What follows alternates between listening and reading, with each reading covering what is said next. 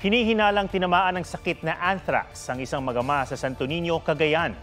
Ayon sa Cagayan Provincial Health Office, October 6, nang ipastol ng isang magsasaka ang kanyang kalabaw, pero kinaumagahan ay dadatnan na itong patay. Imbis na ilibing, kinatay at ang kalabaw at ibinenta ang karne nito.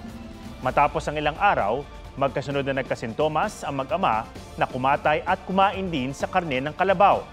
Nilagnat, nanginig, nanghina at nagkasugat sila na kulay itim. Nagpapagaling sila sa ospital. Ipinadala ang specimen ng mag-ama sa Research Institute for Tropical Medicine o RITM para makumpirma kung anthrax ang tumama sa kanila. Binabantayan din ng mahigit 100 residenteng bumili ng karne ng kalabaw.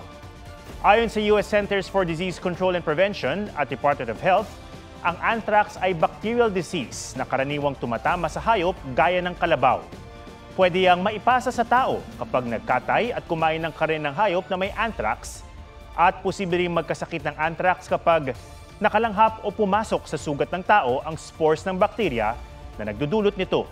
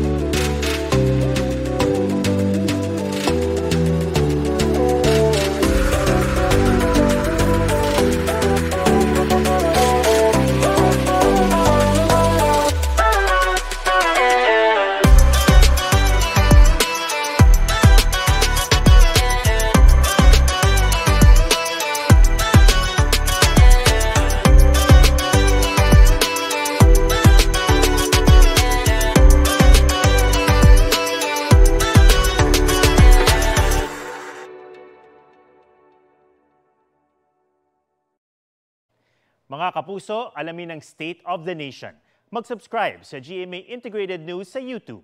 Sa ating mga kapuso abroad, samahan niyo kami sa GMA Pinoy TV at sa www.gmanews.tv.